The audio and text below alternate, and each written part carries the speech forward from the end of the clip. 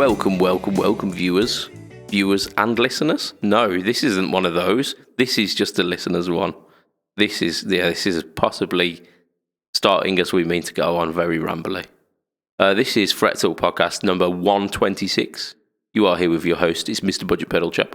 You are also joined by Mr Matt Quine. Say hi, Matt. Hi, Matt. Whee! Yeah, absolutely.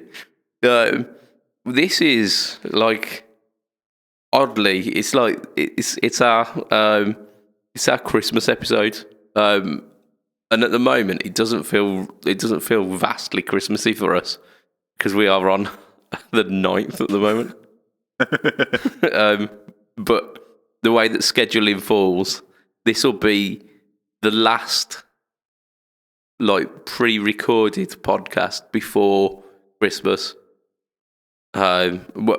At least before it lands. That's because we might have the opportunity to record one more before Christmas actually lands. Yeah, but then that'll be released on New Year's Eve or whenever it is. Yeah. So this is the Christmas cast. So let's kind of amp ourselves up artificially for Christmassiness. Woo! Yay! We should have done the stream wearing Christmas jumpers. It would have been like the saddest Christmassy thing ever. But yeah, so Matt, how are you, Matt? Yeah, I'm good, thanks. How are you? Yeah, I think I'm okay. Definitely not in the Christmas spirit. I said that as soon as January, as soon as December hit, I would allow myself to feel Christmassy. But I feel like that tap has not opened yet. It's gonna come along. I've busted out a few Christmas tunes. I've actively selected to listen to a few on YouTube, but I'm still not there yet. How about yourself? You were I'm not a Christmas person. I'm very much if you want to enjoy yourself, have fun. Not for me. Saying that, I have played 3 Christmas parties, which means playing Slade Merry Christmas 3 times, which... I love that tune. I love it. It's fine. It's fine. I mean, it's not Slade's best effort. No, but it's... I don't mind it, and you get, it's a Christmas party, everybody's up, everybody's drunk, it's the last song that you play, everybody goes absolutely freaking nuts, people are screaming it's Christmas from the first verse at you, even though that doesn't come to the last fucking chorus. But I don't mind it too much, but yeah, Christmas is not really a time of year for me. So on the topic of Christmas songs, if you were to have a top 3 Christmas songs list, what would they be, Matt? Number 1 would be "Don't Let the Bells End" by The Darkness. Good choice. Number 2 would be the Pogues and Kirsty MacColl, "Fairy Tale in New York." Number 3, "Merry Christmas, Everyone" by Elvis. Is it Elvis Costello? I can't even remember. No, it's Shakin' Stevens. Shakin' Stevens. They're all the bloody same, them lot. He's like the Elvis Costello of Wales. Yeah, that would probably be my top 3. How about yourself? Go on. Yeah, it doesn't deviate much from that. I think Slade would be number 1, far and away, because it's archetypal British Christmas. And just lyrically, it is the British holiday season, isn't it? Nana getting drunk and the Santa and Mum kissing Santa Claus. Yeah, I mean that's very American, isn't it? The Mama kissing Santa Claus. Yeah. Whereas all of the lyrics just it makes you think of a really kind of shit party that, but it'll do, and it's all right for the time of year. Yeah, it is. It's that very British. It'll do. Yeah. You're like silently content with it. Like, yeah, this is fine, and that's the kind of the warmth that song brings to me. It just reminds me of just shit Christmas. So that's number one. Yeah, and then the darkness, obviously, because they were wronged by Mad World taking their Christmas number one spot. That is just a horrible injustice. That was. So for any of our American listeners, the year that the Darkness released their Christmas song, aiming for that number one spot, a version of Mad World. I can't remember who even. Gary Jules. There you go, Gary Jules. Yeah, and it was for Mass Effect 2, I think. Was it Mass Effect? It was for a computer game. Oh, was it Gears of War? It might have been Gears of War. Yeah. It was for a game that was being released that Christmas. And it was for the video game trailer. And they released it, and I like that version of that song, but like it's not a Christmas song, is it? It's like... Oh yeah, completely. And I think, excuse me, whilst I sit at the Christmas table and try and find a vein to open. Yeah, it's very much that, isn't it? I think the Darkness that year suffered from the fact that they spooged a bit too early. They released that song in kind of like mid-November, and it built up all that hype, and people were like, yeah, this is awesome. But then it just lost that traction at that last moment.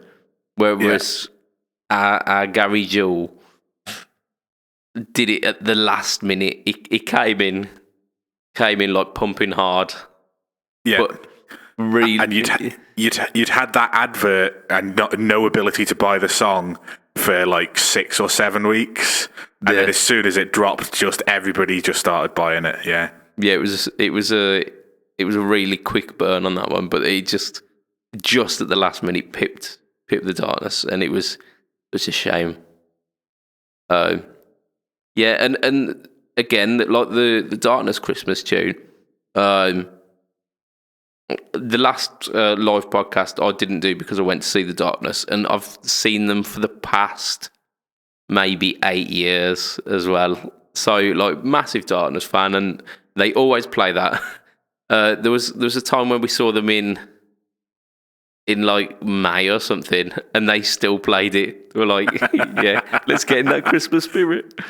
So they're really good fun with it, but it just, again, it harked back to like all of the classic Christmas tunes of the 70s, like Slade and like where the Christmas number one was like this sacred thing that people really wanted to do, and they really tried hard to get it. And these days, it's never really a thing. It's either like really kind of wet lettuce pop, which is kind of like bungled together at the last minute and doesn't. It's just kind of like really sweetly saccharine, holiday, like vague holiday sentiments, or it's something that's not even related. Like the X Factor tunes are usually the one, aren't they? Yeah, I mean, obviously that can't happen this year because the X Factor isn't a thing this year. They did a celebrity thing that is already finished. Yeah. But yeah, like the other song that I probably should have put in my top 3 that I need to do a shout out for is Rage Against the Machine, Killing in the Name, which obviously was Christmas number 1 in 2009. Yeah, I mean, but that's Christmas number 1 by a technicality. There is absolutely no Christmas in that song whatsoever. There is, because everybody on Christmas Day has thought the last few words of that song. On Christmas Day, you've all, like, at some point in the day, you've all thought, fuck you, I won't do what you tell me, I'm going to bed, or I'm going home, or I need to get out of here. So, yeah, it absolutely has Christmas sentiment. And I've just killed the budget pedal chap. I believe you did, yeah. That reminds me, actually, I think I'm actually going to keep that one in. On the last podcast, the live one with Lee, the way I've edited it, because I've edited out all of the coughs apart from like one where he makes specific mention to it, but like Lee will stop what he's saying when I cough on that live podcast, but because I've edited out the coughs, it makes him sound like he's mental. Really funny. That's why I keep talking, because I know you can just mute your side of the audio. Yeah, and that's the experience coming in there. That is because we've been doing this for so long that we finish each other's sentences almost. Yeah, we're getting on the way to doing that. Indeed. So number 3, you've only done 2. Oh yeah, Slade. So you've done Slade and Bellend. Yeah. I would go for the Pogues, but because you've done it, I'm going to go for Band-Aid. Love that tune. Yeah, I can get on board with that. The original, obviously. Yeah, standard.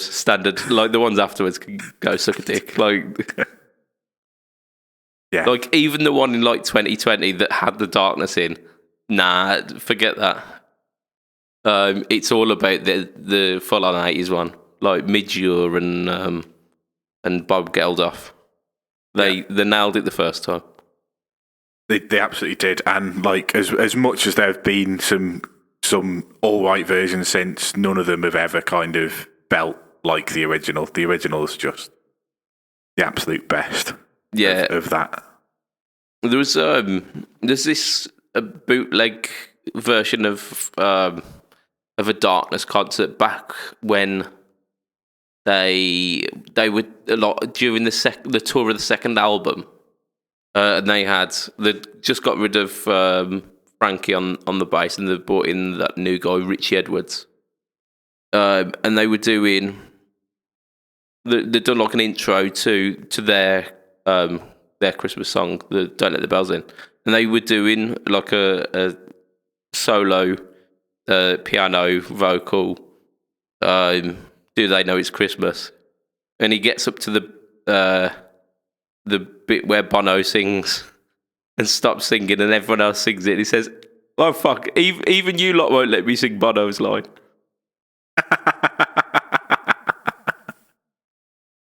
Fucking brilliant. Dear. And I imagine that's exactly how it went in the studio. Is Bono waltzed in and says, "I am having that line. You can't stop me." Yeah. I mean, I weren't there. I don't know that if that's how it happened, but I'm almost certain. He's definitely the kind of person that would do that, isn't he? Yeah. Well, from what I understand, he's done like loads of humanitarian stuff and like charity work and whatnot. But he's a bit too smug about doing it as well. Yeah, he also likes to tell you that he's done, like, he does all the humanitarian work, but he likes to tell you that he does all the humanitarian work. Yeah. And yeah, I think he's an easy chap to hate on, isn't he? A bit like the Gibson of the celebrity world. Yeah, very much so. Right, I'm just going to put a little disclaimer in at this point for Joe, telling him he's going to probably get to work and back, because looking at the time, we haven't done What Have You Been Up To yet, and we're... yeah, I'd say we're at least a good 12 minutes in, if not more. Yeah, so we carried on the Christmas tradition of like Christmas casts, where we usually ramble for more than we do in a standard cast. Yeah, was it last year we did the 2-hour special? I believe so, and I'm not entirely sure whether this one is going to make that, but let's see. Yeah, I mean, if it does, it does. If it doesn't, it doesn't. Exactly. We'll take that journey together, you, me, and the listeners. The listeners already know, though. That's not fair. Yeah. So, Matt, let's get vaguely on track. What have you been up to this week? Well, I suppose I can talk about last week, because I wasn't on the live cast. You can. And we recorded a podcast on Monday, and then on Tuesday I had a parcel arrive. Yes, you did. And I mentioned it to you as we were finishing recording that I'd had a tracking notification. And yeah, the parcel arrived the next day. And I opened it up, and it was an Epiphone box. And I was like, what? Yeah, I've been scammed here. Yeah, so there was a big box, and then inside the big box was an Epiphone box. And I was like, I assume this is what it is, but that's quite a funny thing. But so I took it out, and inside that was a guitar-shaped case. Nice. So I opened up the guitar-shaped case, and inside it was a guitar. It was all of your dreams coming true. Yeah, pretty much. It was the Les Paul from the famous On the Bench series by the Guitar Geek. Yeah. Over on YouTube that I have been waiting for. So I initially was this all started because basically I was talking to the Guitar Geek about Les Pauls and me wanting one. Yeah. And he was like, well, I could do something similar to... I don't think he realised how much extra work he'd be putting into the series at the time. He's like, I could do something similar to what I did with my Les Paul from the On the Bench series. And I was like, I mean, if you're up for doing that, I'd be well up for sending you some cash over. So that's what we did. We sourced the Les Paul, I sent some cash over. And then once I'd paid off the amount that we'd agreed on, he started work on it. That was in January. And then... sort of, it was almost done by June, and then obviously, if you've got a small family, a young family like Andrew has, like you get holidays getting in the way, then there's like events and stuff that you do all throughout the summer. Yeah. So it kind of got put on the back burner, and then sort of in October we finally got around to finishing it. We obviously got the last video in the series was early November, and then, like I say, the guitar finally arrived last week. And I can't put it down. I can't. I'm like so chuffed for you. It's because this is something that you've been mentioning since the cast begun, that you wanted to own your very own real proper Les Paul. Yeah, so in fact, I won't even say I've always coveted a Les Paul, because when I first started learning guitar, I wasn't a fan of the body shape.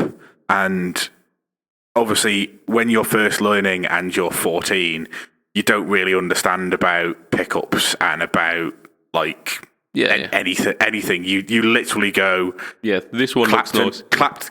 Clapton plays a Strat, Hendrix plays a Strat, I want a Strat. And that's kind of where it had been for me. And then I kind of went through a punk phase and wanted Telecasters for a while because Joe Strummer was my hero. And then I actually started listening to what the guitar sounded like through my amps. Yeah. And at that point I was like, no, I want humbuckers. I want a Les Paul. I want to sound like, that 70s classic rock sound that whether it's Kossoff or whether it's Page or, that sound was kind of like, right, that is my end goal. And I need to work out the best way about going about it. And very quickly, I tried Epiphone Les Pauls, and they're not for me. They're a bit sticky, and I was like, rather than half-arsing this, I want to get a proper Gibson.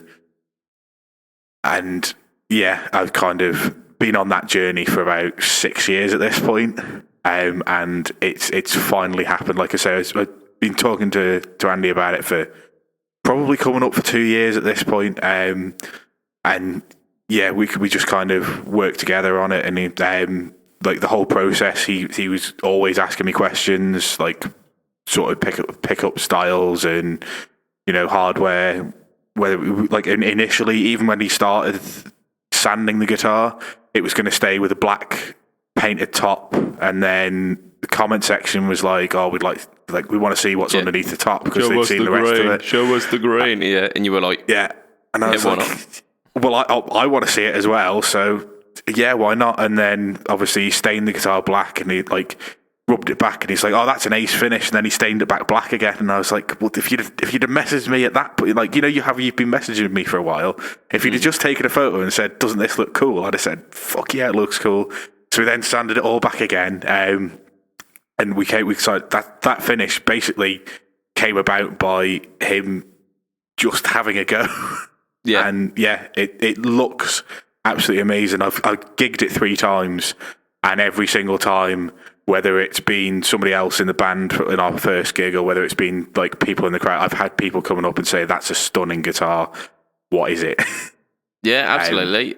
And it looks like nothing else, which... Yeah, and that's it. It looks like a custom-made guitar because it basically is, like, with the exception of the wood. Yeah. Pretty much everything is non-stock at this point. Like, it's got the tailpiece from his Explorer. Oh no, it was the tail pole pieces from the Explorer because he hadn't taken the inserts out. The tailpiece is like Goto. The bridge is somebody else. The tuners obviously are gold tuners. I can't even remember. They're either Shallow or Goto. I can't remember. But they're branded tuners rather than Gibson's own ones. It's got the Nick Silver pickups in it, which are brilliant. Gun Street wiring harness. Yeah, like the whole thing is basically completely customized, and it just feels so good to play. The day I bought it, I put a photo in the group of me, like you could half see me and half see the guitar. And basically I said, the guitar arrived 4 hours ago and I reckon I've been playing it for more than 3 hours. Yeah. It's just like, I couldn't put it. I must have been playing it for 5 hours at least that first day. And then other people in the block of flats that I'm in started arriving home, and it was getting a bit later in the day, and it was like, I can't really be, like, because I was pushing the ass off the Marshall because, that's the sound you want, isn't it? A Les Paul through a cranked Marshall. So I cranked the Marshall, and there was nobody else in the block of flats that I was in. Like, all of the cars were out of the car park, so I knew I was the only one in the building. So I put it in a 5-watt mode, and I cranked the ass off it. And I played it for a while like that, and then I flicked it down to the 1-watt mode, and then it was like, you know what, it's getting on for like 7 o'clock at this point. I probably should stop pissing people off.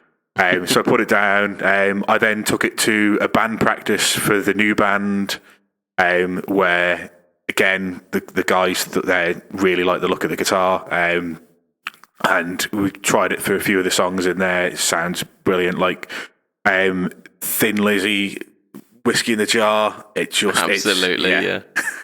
It was just absolutely perfect for that. There's a few other songs that we do that kind of need that kind of raucous, rocky tone.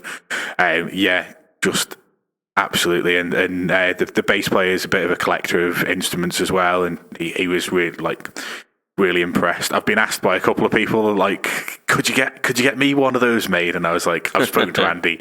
He's not doing this ever again. Absolutely not. Like, he won't even do it for himself. Like, he didn't want to let the guitar leave, but he's not even going to do it for himself. Like, it's so much work that he's put into it, and I am so grateful for that. Absolutely. And then so the rest of my what I've been up to is I played 3 Christmas parties, which I alluded to a little bit earlier. 3 very different experiences. So the first one was for a motorcycle club, and I was at work in the daytime, and I worked from 11 till 8 p.m. I then walked to the venue, and we went on stage at 9. Nice.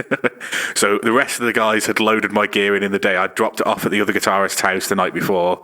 It's like, can you just get this into the venue? And I will just, I'll set up when I get there. So I got there like 40 minutes before we were supposed to go on. Had to set all my gear up. Probably did that with about 15 minutes to spare. Because obviously I do backing vocals, so I had to set microphones and stuff up as well. And was doing that, and then when we went on, people were not really ready enough. I assume they'd had a sit-down meal, and it was fairly kind of tame because they weren't ready to get up and dance. And then when we took our break, pretty much everybody left, and there was like 20 people left for the second half. And it still took them like another 5 or 6 songs to get into it in the second half. And by the end of it, there was maybe 10 people up and dancing, but it was a very, very tame kind of affair. I think it was a bit guy heavy in terms of like, normally it's the girls that get people up on the dance floor, but there was maybe 20 women out of the 90 people that were there. So they were all kind of a little bit intimidated. They're fighting a losing battle there, aren't they, really? Yeah. So it was kind of a very weird experience, but I started that gig with the Les Paul and I finished the gig with the Les Paul, and I realised that at no point had I put the guitar down, even for songs that really needed single coils or really needed, that, like, my Cabronita can kind of do a single, like basically a hot single coil kind of sound, but yeah, I hadn't picked it up at all. I just had the Les Paul in my hand the entire time, and just like the bridge pickup is fairly bright, and I've been using the tone control. You'd be proud of me. I've been using the tone control to kind of tame it down a little bit, and then just instead of picking the single coils, I was just like, fuck the tone up on 10, and just it'll be fine. The bright snap, yeah. But yeah, that was a bit of a weird one. We then had a gig in a marquee in December. It's a semi-permanent marquee. So obviously a marquee in December needs heating. So they have like external, like, heaters on the outside that pump hot air in. Where would you imagine they would put the intake for the hot air that comes in? So the hot air gets pumped in at 70 degrees and then sent around the room. Where would you put that, say, in the corner away from people, or would you put it next to a table, or would you put it behind where the band are playing? Oh yeah, definitely the one with the band. Yeah, definitely that one. Yeah, so the intake for the hot air that comes in at 70 degrees was about 3 foot from the one plug socket in the entire marquee, right where my amp was. Oh no. So I literally used the case for my pedal train pedal board to kind of shield my amp a little bit. But because it had been on for like, the heating had been on for like 6 hours at this point, it was at a state where it was going on for a bit and then off and then on when the temperature dropped a little bit. But the problem was, because that meant that the air temperature around me was going from like 50 degrees centigrade down to about 20. Tuning was all over the place. It didn't matter what, because like I played the Cabronita for a bit on that one, and I played the Les Paul, and the temperature was changing by like 20 degrees. So every single song, by the end of it, I was out of tune. It didn't matter whether it was a 3-minute song or a 5-minute song. Like, it was just, I literally had to tune between every song. It was mental. It's just... Yeah. It's not good for the guitars. It's really not good for the guitars. No, not at all, because it's just got to be flexing the wood back and forth, isn't it? Yeah, and like I was like really, really not enjoying myself. I was like, I'm really hot. Oh, it's all right. Oh, I'm really hot. Oh, it's all right. And like, I don't do well with hot temperatures anyway. So like, I wasn't particularly enjoying. But like, that of the crowds, that was definitely the best crowd we had. People were up and dancing from the first number. Everybody was kind of ready for it. And if I ignore the temperature change and the fact that I had to tune between songs, yeah, it was a great gig. Bang on. And then we had Saturday, so that was last Friday. And then last Saturday we did a gig where we turned up. We were told we'd be on at 9:15. So of course we started at 10:30 because it's Christmas party, and like they didn't finish in their mains until 10 o'clock. We were supposed to be on at 9:15. They didn't finish their mains until 10 because So yeah, did that. We went on at 10:30, and we were told, right, you'll be playing up to midnight. And then at 11:15, they went, right, you've got 3 more songs. Like, what? Huh? But you expect these to be prog ballads? What? Yeah. So, like, we got paid the full amount. We were supposed to be doing 2.5 hours. We played for an hour, We got paid the full amount, but like it's bearing in mind I'm back on night shifts now. Yeah. So I left the gig the night before. So I had the gig on the Friday, which was the one with the temperature changes. I left that gig at 1:45, got to work at 1 a.m., finished work at 7:30 a.m., came home, went to sleep for 2 hours. Then I had to get up and get to the venue for the next gig to go and set up, because we had to set up and be done before the room was being dressed. So we set up in there. And I then went home, had another couple of hours of nap, got up, had a shower, got dressed, went and did this. So basically I was running on 4 hours sleep, and I'd been running my ass off all day, inconvenienced myself for this gig where we managed to play for an hour. So that was a bit frustrating. Yeah. And at a point in time where you're the least tolerant as well. Yeah. So, like, I really enjoyed myself. I played the Les Paul for the entire gig again. But, like, it was just kind of... It was one of those where it was just an inconvenient gigging experience. Yeah. No, but hey, full whack money-wise.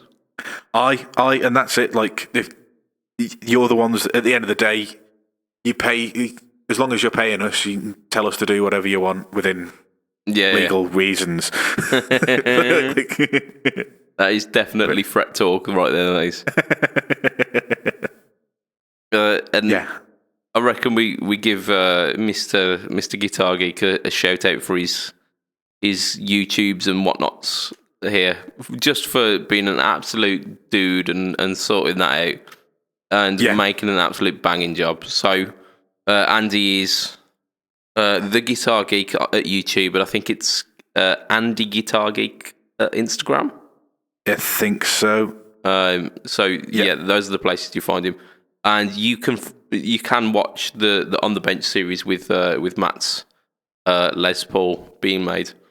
There was on top of that. Sorry, there's also some sound clips of my guitar. He did a of course, Epiphone versus Custom Shop Gibson. Can you tell the difference? And then he threw in my guitar and a Maybach. And he was so there's sound clips of all of those in one episode, and there like one version on his one video on his YouTube, and then he gives you the answers as to which one is which. So if you watch the second one, you can work out which one is my guitar, and then work it backwards. I watched the first one and didn't watch the second one, so it's Schrodinger's instrument at the moment. So I managed to pick out the Epiphone and the Maybach perfectly. Mm-hmm. And I mistook my guitar for the Custom Shop partner. All right, so you know. Yes, that's a bit of a glowing recommendation, isn't it? It is.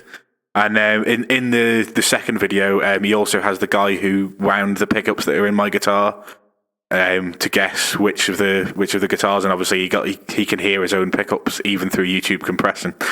Yeah, YouTube compression it's an interesting demon.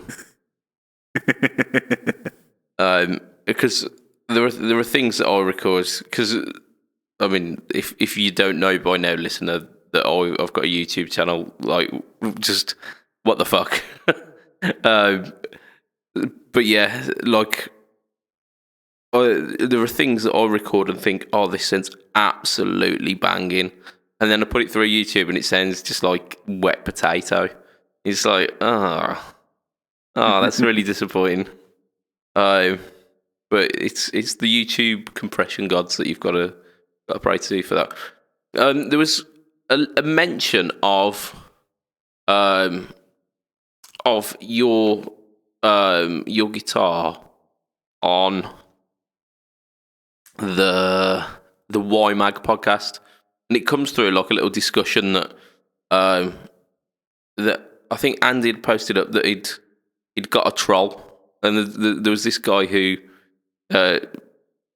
posted up a video basically slagging off what he'd done to your guitar. he's saying that he really didn't like the finish, and then you're like, if that's not your finish, then yeah, by all means, it's not going to be everyone's cup of tea. I personally thought it was absolutely banging. You absolutely love it, and which is the kind of main thing. If you love it, then job's done, isn't it? But this guy was like adamant that it was not a great finish. But then like started slagging Andy off in a really weird way, going like that he'd posted comments on that video, basically slagging the guitar off, and then asked him for a collaboration. Asked him directly afterwards. Oh yeah. Do you want to do some collaboration work? I'd love to work with you. It's like, what the fuck? That it's just the craziest thing. It's like, it's like the equivalent of like walking up to someone in the street and just like slapping them in the face and then going, "Oh, do you want to go catch a beer?" And it's like, no, not at all. Yeah, he's just absolutely nuts. And then the same guy then said HP42 hates me because he'd commented on the video of him slagging off Andy. Of wow. And the guy was like, yeah, I know, it's so ridiculous, isn't it? And the response was just, oh, you've really read it wow in your own interpretation, haven't you? So Henning was just like trolling him as well, and then he literally put up another video just saying Henning Pauly now hates me. He's clearly slightly insane. Yeah, I mean, you'd lean towards kind of some form of some form of condition that's possibly causing this, that he's just unaware of kind of social norms. Yeah. But maybe it's not. Maybe he's just so deluded that he thinks that everyone owes him, like the entire world owes him it's possible. Yeah. Some people are like that. I don't even remember the guy's YouTube handle, and when I first saw that whole video, because I clicked on it through like the link that was posted in this YouTube thread, the Facebook thread. When I first saw it, I was livid. I was like, this is ridiculous. The amount of time and effort Andy's put into this. I am going to go to town on this guy. And then I just stopped and just thought, actually,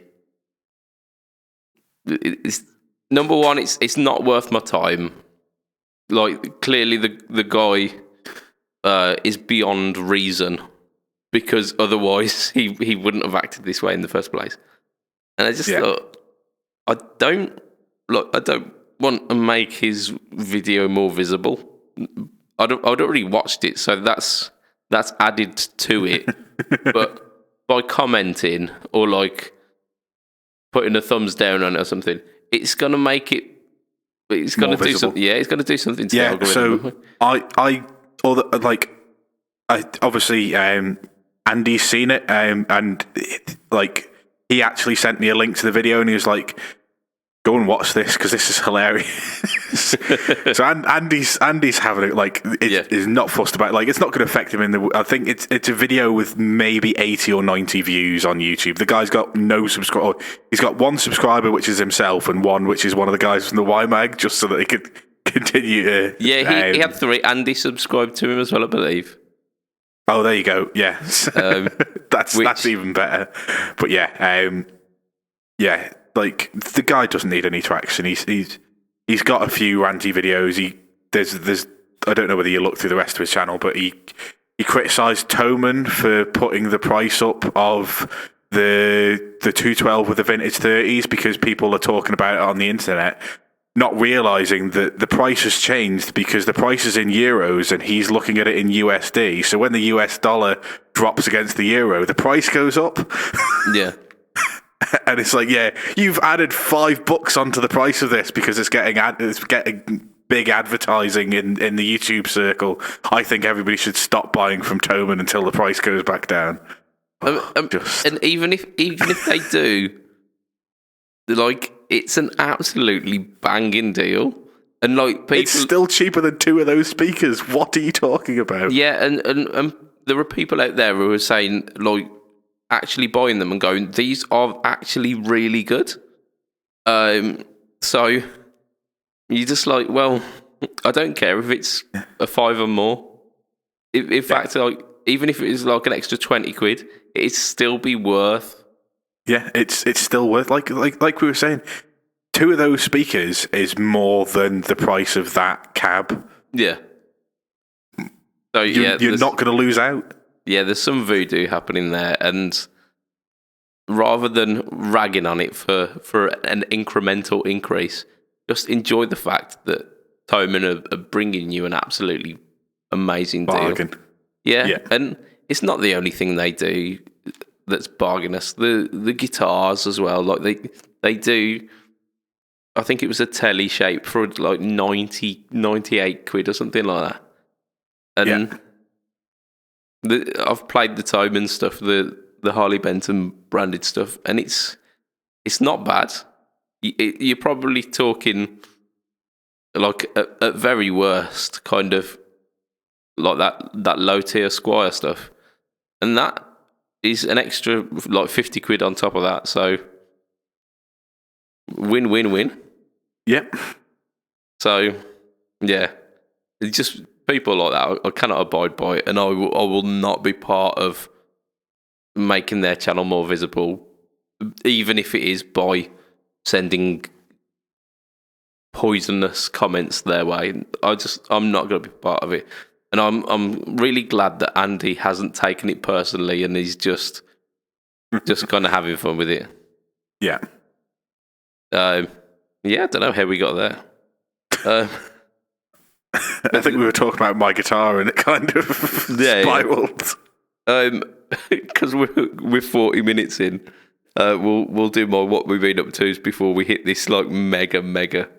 I mean, this segment should take a good 40 minutes anyway. So I think we're probably smashing the 2-hour mark already. Yeah, exactly. Woo. I released a video on my channel this week. So it was the Tate Effect Power Amp Distortion. I mentioned it on the live cast, but I don't think it had quite been released by that point. Maybe it had. I don't know. We'll talk about it again.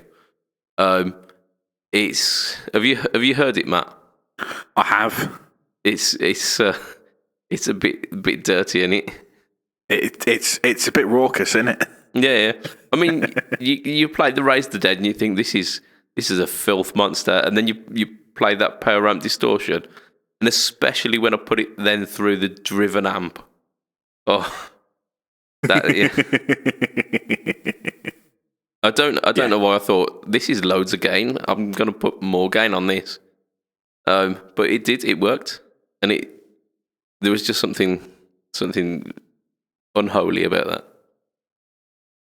Yeah, I think he needs to bring that back. Bring it back into the range for a special. I mean, I know he's doing special runs of everything at the moment and just like building his own version of other people's kits and stuff, but just bring it back for like a 5-issue one or something. I'm really liking the Tate Effects lineup at the moment. I mean, he's got his staples, which I mean we've absolutely spoken tons about the Antair as being an absolute just stroke of genius, and there's not a bad one in the line. They're all like solid pedals. But I love the fact that he's just having fun with it at the moment, where he's doing like these crazy little special runs. He did the Germanium variant of the Raise the Dead, and then not content with that, he's decided to do like a couple of little tagboard range masters. Yeah, he's done a tagboard Raise the Dead as well. Yeah. Of course he did. Yeah, and just like the transistors like popping at the top of this tagboard. It's pure beautiful art. in electronic format. So I love the fact that he's doing these little just little experiments, and it's really really clear that he's just having fun with the whole pedal making thing. I'm completely cool with that. And the prices he's doing for these one-offs is not bad as well. It's very tempting, isn't it? Yeah, I mean, if it wasn't this time of year, I'd probably end up like he did a all black enclosure Raise the Dead standard and a Raise the Dead germanium. I think the standard one he was selling for £75 and the germanium was £95, and they're still available. Like they've been on the gear page for 2 days and they're still available. And if it was any other month, I'd have had that germanium Raise the Dead. Yeah, absolutely. He did a big box version of the of one of them as well, didn't he? He did like a 1590 BB in like a dark blue finish. That looked wicked as well. So yeah, these things are absolutely just cool.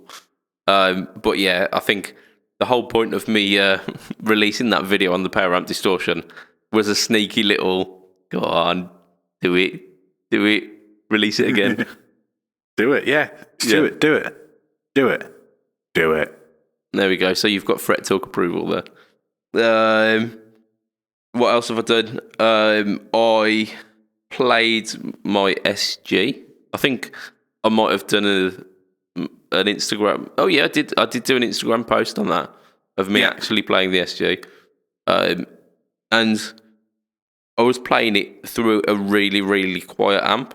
And again, I think I was either trying not to wake people up or I was trying to not annoy the neighbours. So it was literally like whisper quiet, but it still sounded absolutely ripping. And that, for the new year, whenever that will be, with the next cast, I need to do the little tweaks to that. I've got a bridge waiting for it. I've got a nut waiting for it, and I just need to fix those little things because it's a great guitar, but it's got those little nitpicky, niggly things that you just like. Yeah.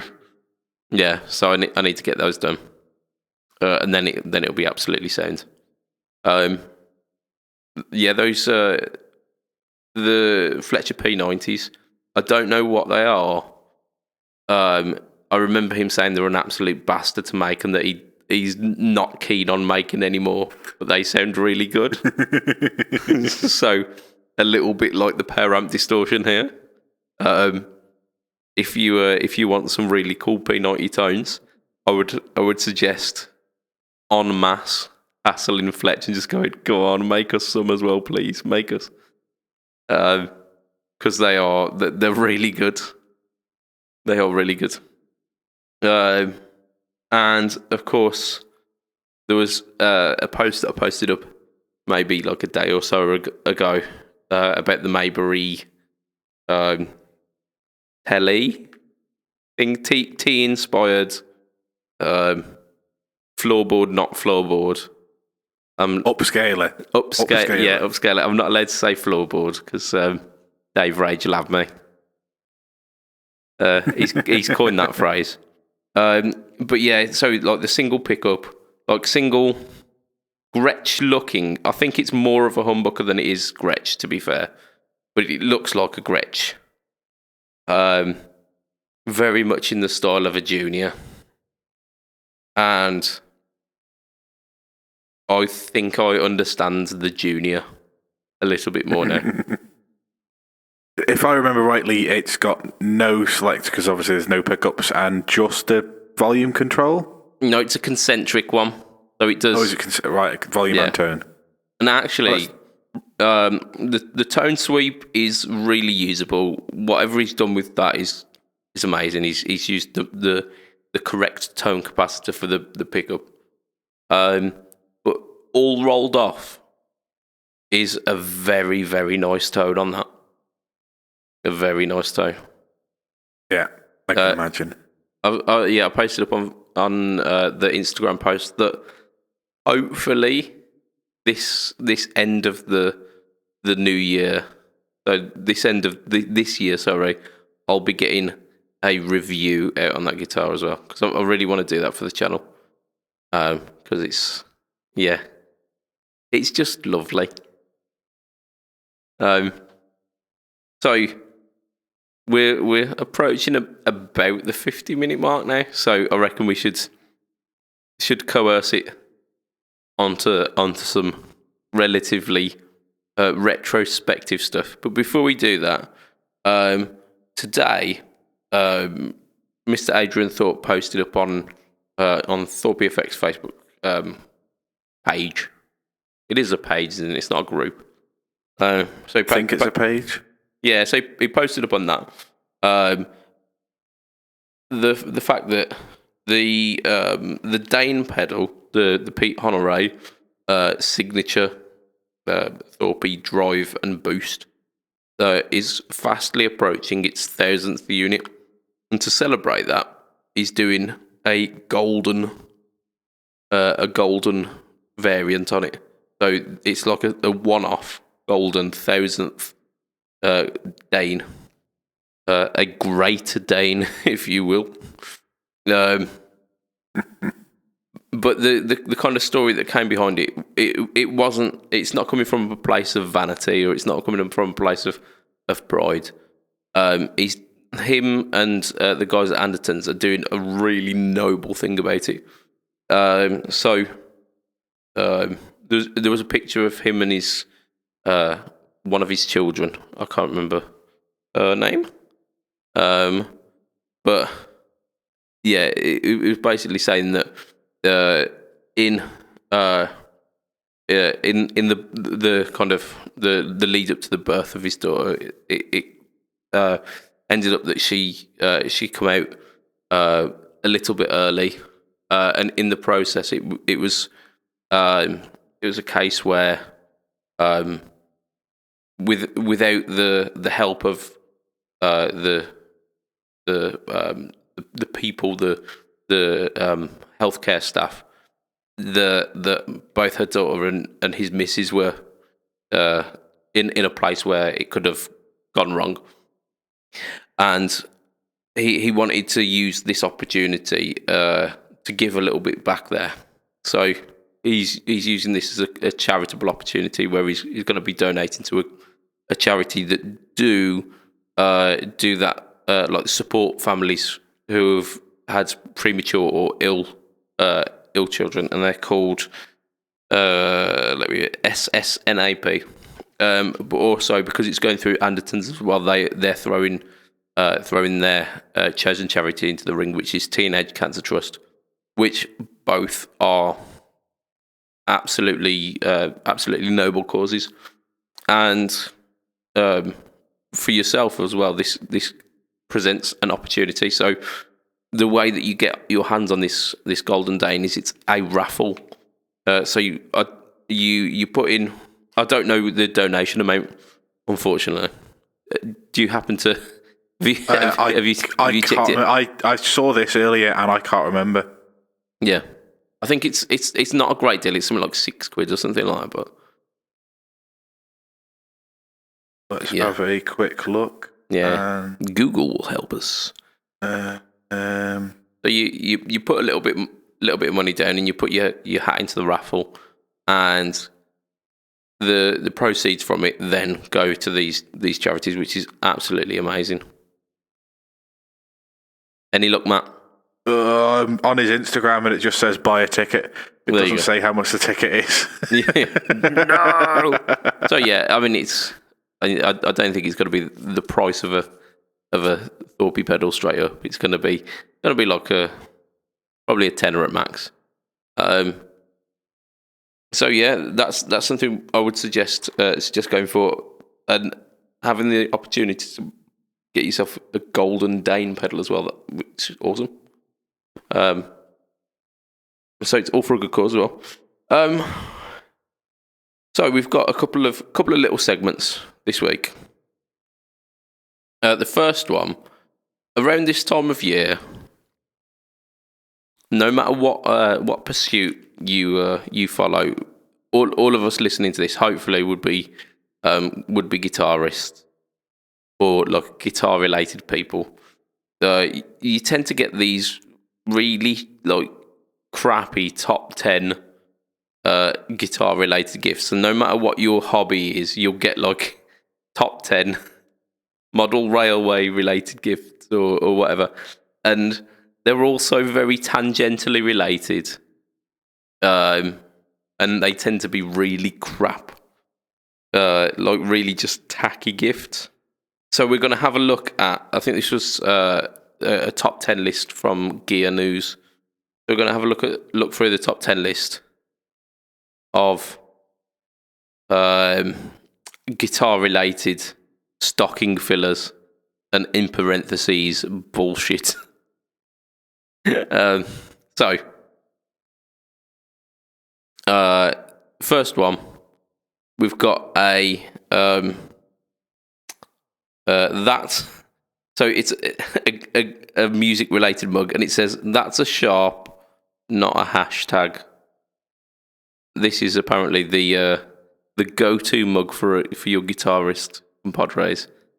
So maybe you've got a guitarist as another half or a family member.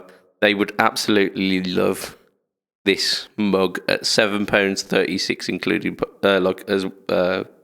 inclusive of postage. That's a sharp, not a hashtag. Yeah, I mean, no.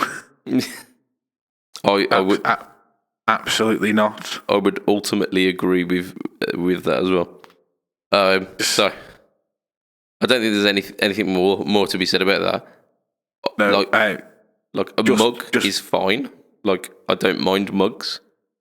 However, the amount of shits that I give about one that has a vaguely musical related comment on it. It's not even like a joke or a pun. It's supposed to be, but it's not. Yeah, so like, I think we'll be generous and say, look, it's a music joke. That's a sharp, not a hashtag. At £7.36, I think that can get in the bin. Yeah. So next up, next in our top 10, Marshall amp key holder. So you've probably seen these around the internet. This is officially Marshall branded. Like, it looks like a head. It's got 4 jack inputs. You essentially put a jack on your key. Yeah. Initially, when I first saw these, I thought, "Oh, that's pretty cool." And the more that I've seen them, the more I think, it's just like really lukewarm about it. The problem I have is that I am a very archetypal male, where every key that I've ever owned is on my set of keys. Mainly as like a self-defense thing. So if anyone comes to try and take my keys, it's heavy enough to bludgeon them with.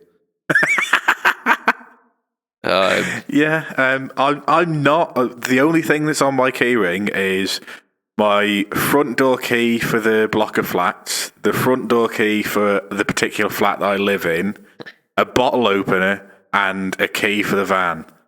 And that's all I have on my key ring. I like the fact that you've got the bottle opener on there. That's showing you mean business. That's like, you've got to have a bottle opener on you at all times, just in case. That's the law. No, I don't think I've got one on mine. Oh, that's poor, man. That's poor. Like, even though my keys are hung up in the hall at the moment, in front of me, I have from last Christmas, because somebody's clearly been looking at one of these stupid tatty lists. It's a guitar-shaped bottle opener. Ah, yeah. Cool. That was must-have accessory in 2018. That. Yeah, it's actually shaped. The body is a jazz bass, but it's got 6 tuning pegs, so I'm not sure what it's supposed to be. There you go. So that's actually from the alternative reality series. So they actually predicted the future with that one. Genius. There you go. The 69, I think it was called, or something like that. Yeah, 69. You just wanted to say 69, didn't you? I did indeed. So we've got the Marshall amp key holder, which, it's 30 quid pretty much. It's 29.97 for what is 4 keys worth of holding space. Like I say, my keys are so heavy that I am almost certain that it would break it.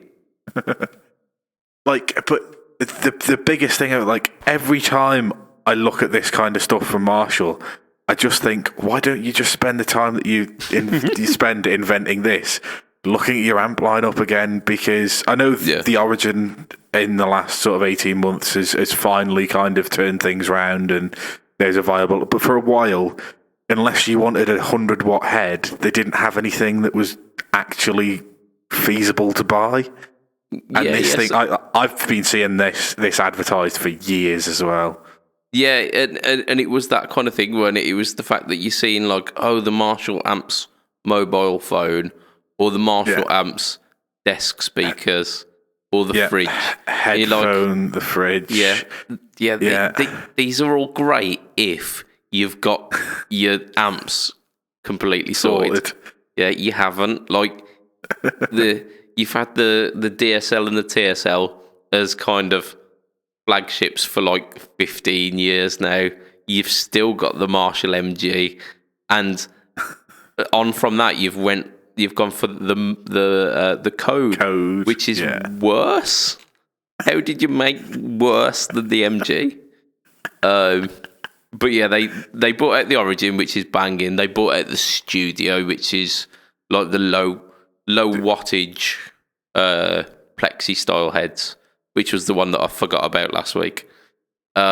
Which it's all stuff in the right direction, isn't it?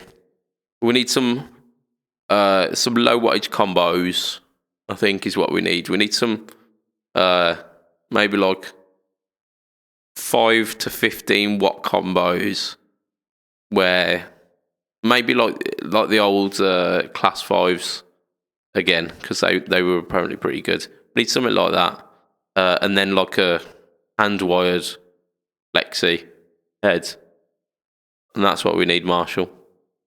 But yeah, so back onto the original point, which we veered slightly off. Marshall amp keychain holder, swing and a miss. Right, so next in the lineup, and it's starting to look like this 10 stocking filler lineup is really not great, but just bear with us, okay? Okay.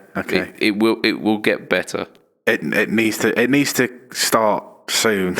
Yeah, it's not starting now, I can tell you that, because next in our list we've got the Fender Custom Shop calendar for £9.76. It's 2019, soon to be 2020. Yeah. Who's got a calendar? Yeah. On their wall, like. I mean, I have got calendars around the house. Usually, what we do is those customized ones, like on Moonpig or Funky Pigeon or stuff, and we'll do like pictures of our family, because they're nice. But like, yeah, I know what you mean. I don't actually use the calendar at home, and I've got one on my phone which I carry around with me. Yeah, and then when people ask you, are you free on such and such a date, you don't go, oh, let me go home and then I'll call you on the landline that I also don't have, and we'll discuss it then. Yeah, no, I look at my phone and it says, no, you're not busy on that date, and then I tell them face to face, or I can text them. Yeah. I don't want any of this bloody elongated interactions with people. No, ideally, you didn't even want the first bit. But exactly. If they're hassling you with finding out dates, just go, no, I'm not available, sorry. you didn't check your calendar, Matt? No, sorry, I'm not available. But yeah, custom shop calendar. Do you want to look at... Is this basically looking at guitars you can't afford? Yeah, and a different one every month. I'm going to say guitars that you can't afford, possibly guitars that you don't want. Because a lot of the custom shop stuff, there's like the ridiculously heavy Relic, which, no, you've got like ridiculous shit like the Game of Thrones stuff that was bandied about in the middle of the year. No. I mean, there's like technically impressive works of craftsmanship that I just don't give two shits about. If I want to look at pictures of Fender guitars as well, I'm not going to wait every month to look at a new one. I'll go on Google, type in Fender custom shop, build my boots. Yeah, absolutely. So that's number 3. Number 4. So this is where it starts getting quite fun. This is from Toman. So $31.99. So a little bit steep in terms of stocking fillers, but a cigar box guitar kit. So wait, build your own entire cigar box. Yeah. So build your own cigar box guitar. Yeah. That's quite cheap for a cigar box. Like, I assume you get a neck with that? Yeah, you get a neck, yeah. Like, they're not cheap to make. I mean, I assume it is fairly cheap to make, but, like, I mean, if you get a functioning guitar at 30 quid or whatever it is, 31 quid. Yeah. I mean, like, cigar box guitars are not meant to be fretted. They are very much just kind of slidey. So, like, intonation's not an issue because you're not going to need precise intonation. Frets aren't necessarily an issue because it will technically have frets, but you're not really going to be using them. I assume the tuners are going to be quite cheap. It's only going to have like 2 strings or 3 strings. It's still cheap, yeah. Don't get me wrong. And as a little stocking filler, as like a little project over the winter, that seems bang on. But this is where the list starts to pick up a bit. So, cigar box guitar, yay or nay? What we're saying, Matt? I'd definitely like to give it a go. At the end of the day, if you can play an instrument that you've built yourself, even if it is from a kit, for 31 quid, I'd definitely give that a go. If you get an hour's worth of entertainment out of it, by the time you've spent 4 hours building it or whatever, you've got 31 quid's worth of fun out of that. Absolutely. And you might even be the next C6 Steve if you would really take to it. So yeah, I think that's a bit of a winner. Right, the list takes another little dip now. Sorry, Fender bottle opener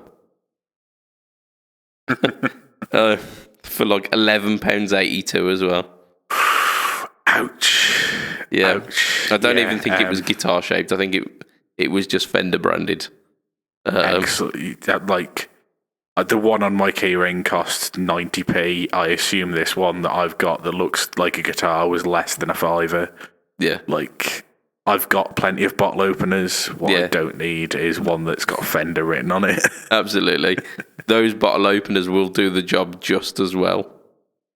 Yeah. I've got a Sharpie. I can write Fender on any of them. Yep. So yeah, that's a big miss. £12.33 Fender amp lunchbox. So little metal case looks like a silver face usually. Like a twin reverb or whatever. I only ever saw the blackface ones. They might do them in the tweed as well, but either way. No, like, unless you're going to put the innards of a 15-watt amp in there, and then I've got a lunchbox head, then I'd consider it. A literal lunchbox head. Yeah. When I first saw it, I thought, again, it was one of these where I thought, oh, that's kind of cool. And then thought, I don't use a lunchbox. And, like, it's just how small it is like, superbly impractical. I mean, essentially, what I want is like a dinner plate size box, because that's what I want for my dinner. Yeah, exactly. So You missed the mark there, Fender. Again, Fender seemed to be really getting the flack on this one, and I think Jay Cross from the Guitar Nerds is the Fender accessory expert as well. So, like, he's in charge of this stuff. Sorry, Jay. I think they've been doing this longer than he's been there. I don't think he's been spearheading the whole process. But, do you know what we really need to do, lads? What we really need to do is get some pressed metal and draw an amp on it. Yeah, sell it as a lunchbox. Got an idea. Yeah. Bless him. I've made my own version as well of the last one. I've written Fender on my bottle opener. And yeah, that's now worth at least £8, if not more. So we've done the bottle opener, we've done the amp container. Right, this is a bit of a strange one. But this one is £16.95, so essentially £17. A Guitar Tech service station. So this takes a little bit of explaining.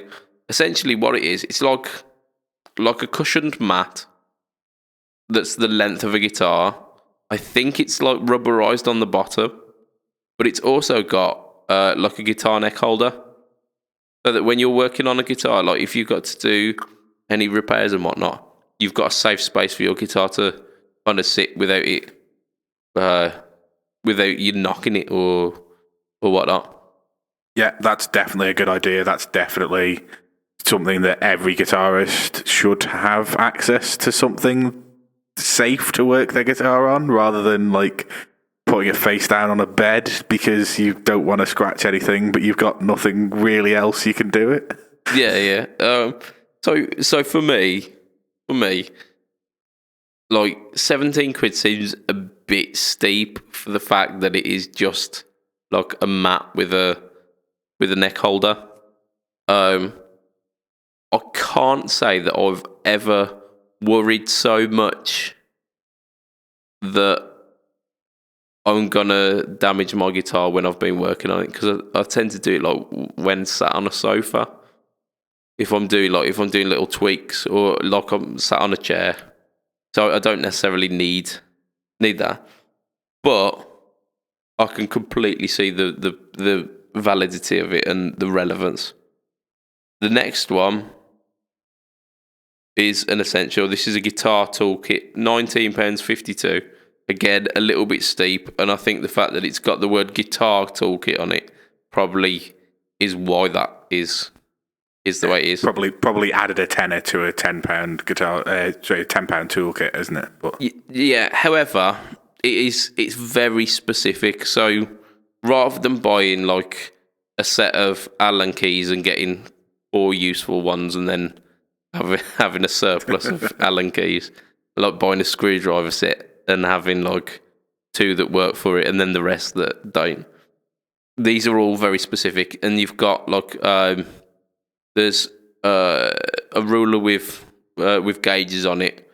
There are a couple of gauges that test the thickness of strings, going from like 0.5 all the way up to I can't even remember. There's like specific Allen keys for metric and imperial, string cutters as well. So like all of the stuff is legit, and it all comes in like a woven padded case with straps on it as well. So like a couple of the kits that I've got are not necessarily, because I've not bought guitar specific kits, but I've got all of the kit for doing jobs like that, and they'll come in like weird, like shitty plastic boxes that if you don't put everything back in the specific place, then the case doesn't shut. I think this gets around that, and this is just like a great all-encompassing. Just keep that in the back of your car when you go to gigs. Then if anything goes wrong, you're sorted. That kind of like SOS guitar kit is great. So I think even though it's almost 20 quid, I think it's probably worth it. We've got 2 more left. We've got, so for 22 quid essentially, £21.23, speedy string winder. So a rechargeable lithium-ion battery string, like automatic string winder. Yeah, I mean, if you're a guitar tech, then fair enough. But like, as much as I hate changing strings, I don't think that would make me hate changing strings any less, because I've got one of the manual winders that... Oh, I bloody hate them. I absolutely hate them. They always slip off. I end up just doing it by hand. How do you make them slip off? And then it's come off for whatever reason. Because I use locking tuners for most things, I don't have to worry about it too much. Yeah, I mean, the only guitar I've got with locking tuners is the Variax, but yeah, like, I use a manual one. Like, if you're changing strings regularly, I can see why you'd want a lithium-ion one, but... Yeah. I thought it was kind of cool, but yeah, actually, now you've mentioned the actual practicality of it, the amount of time that you change strings, you'd probably be looking for the charger for longer than you'd actually take to wind. Well, that's it, and it's probably been so long since you last used it that it's out of charge. So you've got to charge it for 2 hours for the 5 minutes use that you need it for undoing and redoing the strings. Yeah. You've talked me out of this one. Good on you. Right, the final one is the pièce de résistance, and potentially aimed towards yourself here, Matt. So we've got, this is £24.83, an amp isolation mat. So the idea behind it is it's like a tiny little kind of rectangular mat, almost square, but just slightly elongated. You sit your amp on it, and it prevents vibrations transferring through to the floor. Yeah. So you put your amp on that, and then your neighbours aren't going to be complaining the fact that they can hear a muffled whiskey in the jar going on. Yeah, that's another good idea. Like, I know a lot of like, even if we look at, rather than home use, like using it out in gigs and stuff, a lot of bands will use them so that they don't get a different feel from every room. They can just set the amps up how they sort of want to, and obviously, you know, you need to temper the reverb a little bit, but you're not getting different reactions from different stages and stuff. But yeah, like for the likes of home use, exactly that. Like, you put it on the floor and you're not rattling downstairs lampshade off the ceiling, are you? Yeah, and it like you say, it's got that dual use as well. So you're almost kind of homogenizing your live experience as well. So win-win. Yep. I was quite excited about that. If you are just using it for home use, just thinking about it though, nothing's saying that you can't just put like a pillow underneath it. Yeah. I mean, it'd have to be a pillow that you don't want to put your head on later on, depending on where your amp's been. But yeah, but like, if I think of the price of your standard pillow, it's not going to be £24.83. No, probably not. You can probably get one for £5, can't you? Yeah. So even if you bought a pillow specifically for your amp, it's a little bit hoity-toity, that, isn't it? But yeah. But like I say, I think the mat's a good idea. Yeah. Because it's specific for it, and if it's a stocking filler, then yeah, cool. Right. Yeah. So was that whole thing a Thomann branded list, or? I don't think so, but quite a few of the things were from just because, like, every year that I've seen one of these, they've had a product in that you haven't mentioned, which is a product that is both Fret Talk friendly in terms of its name and also actually quite useful. So, have you heard the company Big Ben's before? Ah, the nut sauce. Yeah, nut sauce, or even the nut sack, which is nut sauce plus some ways to apply your nut sauce and some other guitar-y accessories, which I think the nut sack comes in at about 30 quid. But it's like you've got your nut sauce and a load of other little bits and bobs that kind of make maintaining a guitar easier. And it's completely worth it for the fact that it's called the nutsack. I mean, Big Ben's nutsack. My brother once bought me some weird like guava flavored energy drink because it had the name on it was Balls. That was a fantastic present. Yeah, that's it. Like at the end of the day, Christmas presents. If you're going to do surprise Christmas presents, your aim is to make the person smile when they open it. Yeah, because and if we're all going to be honest about like little Christmas presents like this, 80% of them are going in the bin or going to the charity shop. Like Christmas. Like this is part of the reason I'm not a Christmassy person, but if you look at the presents that you get that aren't stuff that you've asked for, more often than not, it either goes in a pile and you get rid of it in 5 years' time. It goes to the charity shop. It goes in a bin. Or it sits on a shelf. Yeah, it's consumerism for the sake of it, isn't it? I mean, if anyone is listening to this podcast, because I think this one will be out just before Christmas, and they want to buy me a present, I can't find my fast fret anywhere, and I love that stuff. So, if anyone's looking to buy me a present, a tub of fast fret, do me nice. There we go. There you go. That's a lovely guitar thing as well. Yeah. Just a tub of fast fret, just to keep your strings nice and fresh. Just like you can't beat that, can you? So onto our main meat of the podcast. Now that we're an hour and 20 in.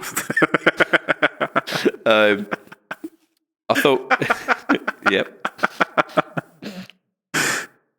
Yeah, Joe has definitely got to work by now. It's probably tomorrow by now. I was going to say he's probably travelling to work again for the second day. Still seeing if we're gonna.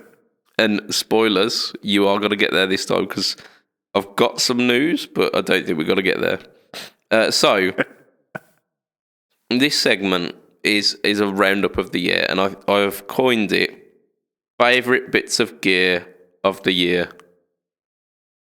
Because that's not taken. That name there is definitely not taken. Nope. So we're taking a bit of a walk down memory lane on the Fret Talk podcast here. We're thinking about what happened in a year, and it's been a really great one for the Fret Talk podcast. I think we've achieved some amazing stuff, and we've been making some really, really quite nice and consistent podcasting. If I do say so myself, I think I'm allowed to. It's Christmas. So we kicked off the year. Pretty much kind of last year leading into this one was the Brexit means Brexit prize draw that we did at the start of the year, which was won by I think Jontron Davidson won that. Who I have subsequently subscribed to on YouTube and really like his stuff. He's intensely into the plectrums of the guitar world. He runs the heavy repping YouTube channel. So yeah, you get a free plug as well as a free pedal there, Jontron. So the BNB prize draw happened. Almost straight after that, we had to make a little bit of an apology to our listeners. A bit of a serious apology, which we can now look back at and laugh. Yeah, Bolt guitars. Yeah, that was a thing, wasn't it? It was. That was a whole thing. Well, it weren't was the problem. Well, yeah, that's but yeah, I mean, it was a thing. It just wasn't the thing that we thought it was going to be. Yeah, it was just hassle. Yeah. So it ended up being quite a lot of hassle. yeah, just for those who perhaps didn't get this, we saw bolt guitars in 2018, February 2018, at the Birmingham Guitar Show. Looked at their stuff, quite liked it. Got in contact with the owner of Bolt Guitars and was like, yeah, we'll do an interview with you promoting your stuff because it's pretty cool, and we like to like throw a spotlight on smaller brands to help you along. We did that, and then we all got talking to Mr. Bolt about like getting ourselves some of these nice instruments. And he was like, "Yeah, cool," and he'd put up some offers on his Facebook page as well. So we went into that, and then months went by. And the guitars didn't materialise. Yeah. And then to cut a long story short, we ended up having to chase down a refund for these instruments that didn't show up. Yeah, and just to put into context how long it was, we couldn't even do the PayPal claims because it was outside of the 180 days. So, like, bearing in mind that we've been told 3 months, or at least I was told 3 to 4 months for my guitar. Yeah, I think you were the first one that you ordered. I think you were around the same time, and yeah. I was quoted September as a delivery for it, and then September came and it hadn't been there. I was reassured that they were with Bolt Guitars at the time, and that they would be making their way out soon. October came, and that didn't happen. The same reassurances happened, and certain things were offered to sweeten the pot, and to kind of quieten myself and others down. And yep, still didn't happen. And I think by the new year at that point, by the January, we'd given up, and we filed claims, and it all turned out well. We got our money back, or at least I did, at least anyway. I think you did as well, didn't you? I did, yeah. Everybody that I know that asked for a refund after a certain date was told that I'm pretty sure he was blacklisted by PayPal, so he couldn't do refunds through PayPal. So I think everybody that I know that gave them their bank details got their money back. I know there was the Facebook group about it, and people were giving each other advice, and there was a few people who didn't want to give them their bank details. I don't know whether they ever got their money back, but I mean, you can understand why by that point as well. Yeah. Yeah, but like at least we got our money back, and I don't know anybody that listens to the podcast that didn't. Nobody's kind of been in touch today that's the case. But if anybody did put an order, I know we did this at the time, but if anybody did put in an order following our podcast, I'm very sorry. Yeah. It made us feel like right dicks. The fact that we'd promoted this company, and on good faith that I'd actually seen the bloke who run the company and the guitars at the show. You'd think that would be a pretty elaborate thing to do, to go through and try and scam people. And the company had been going for quite a while as well. By that point, it had been going for like 2 or 3 years. And I don't think the guy's intention to start with was to scam people, but I think instead of he was having issues with. He claims to be that he was having issues with the quality of the guitars that he was getting sent, but rather than saying that at any point, I think he was lying, saying that the guitars were made in the UK when they weren't, and then the guitar quality that was shipped from China, that was where the guitars were actually being made, was sort of not to the standard. But instead of him then saying that, he just wouldn't pay the company and was asking for better quality. Then they lost their supply line, and he just started then making up elaborate lies about other people taking the company over, and there was all sorts of stuff going on. Yeah, there was. Yeah, towards the end of it, there was a massive lack of clarity, and without wanting to run the whole situation through the mud again, and like any more of that negativity, it's all gone and done now, and the guitar company has pretty much disappeared. There's very little remnants of the guitars still left. There was a few of the people who were artists as well who broke up from the company in quite a spectacular way. And that's information that if you want to find that out, it's a little bit of googling will help you out with that. It's quite entertaining, some of that stuff. But yeah, from us at the Fret Talk podcast, we just apologise that we kind of got embroiled in any of that. But hey ho, that was the start of the year.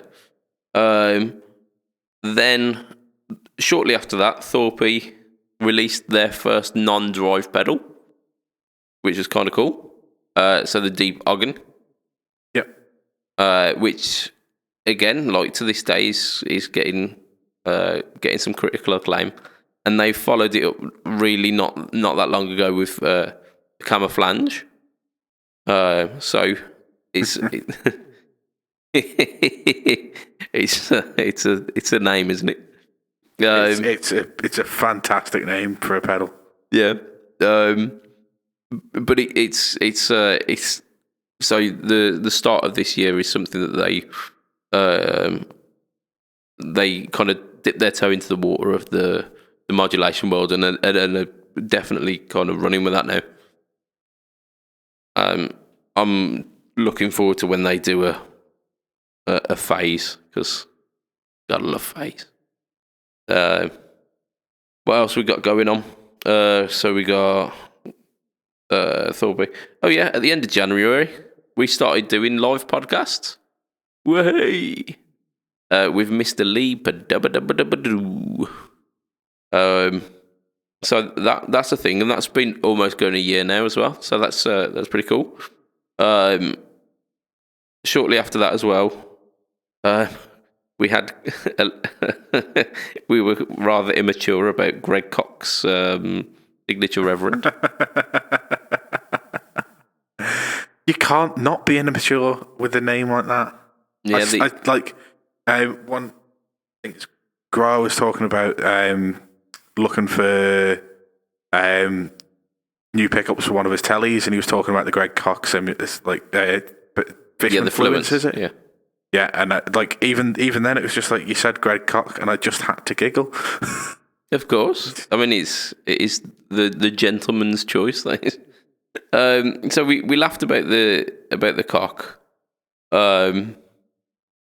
And if any of you are interested in the Greg Cox signature Reverend T-shaped, T-inspired guitar, I think last week they did a Greg Cox special on That Pedal Show. It's really interesting. Greg Cox, an amazing player, and he's as mad as a box of badgers. So it's really entertaining to watch. Snake oil pedals. Snake oil fine instruments. Yeah. You remember them?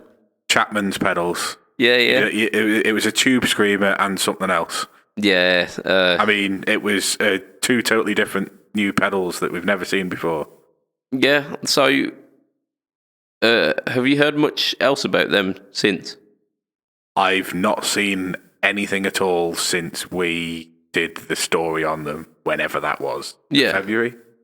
Around that time, yeah. Around that time. And there's going to be a few instances of that.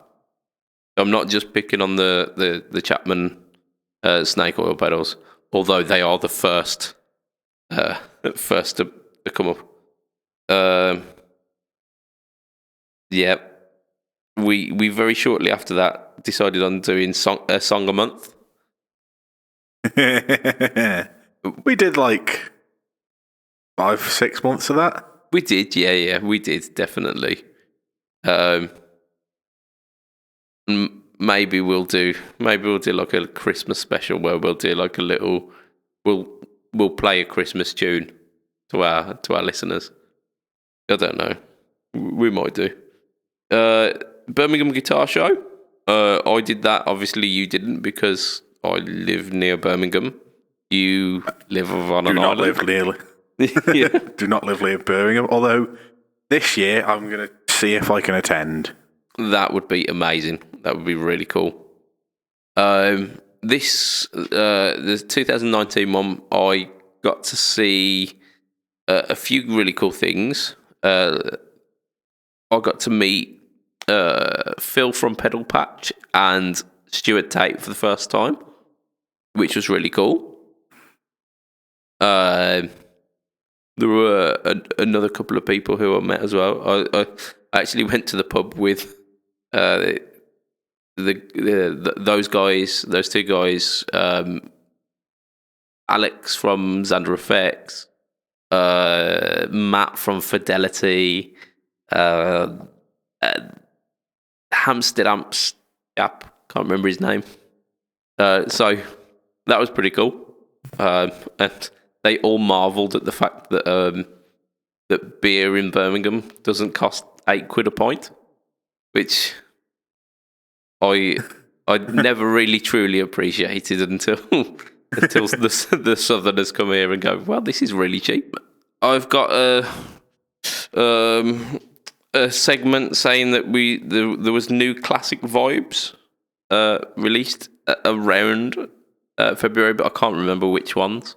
Was it the Starcaster, actually? Were they then? Is that in the classic vibe? There was a classic vibe version, yeah. But there was also an Affinity, maybe an Affinity series, and a Starcaster, yeah, and a modern, yeah. I don't remember there being a Starcaster in the Squire range. Yeah, there's 3 of them. Yeah, okay. There you go. If you say so. There's some news. I think that might have been later though, so I might be up the wrong tree with that one. Also, kind of around that time, the alternative reality stuff. So you had this is really, really pushing the boundaries of my memory. There was the tenor Telecaster. I know that much. Which was a bit strange, like a weird, like 4-stringed short scale Telecaster.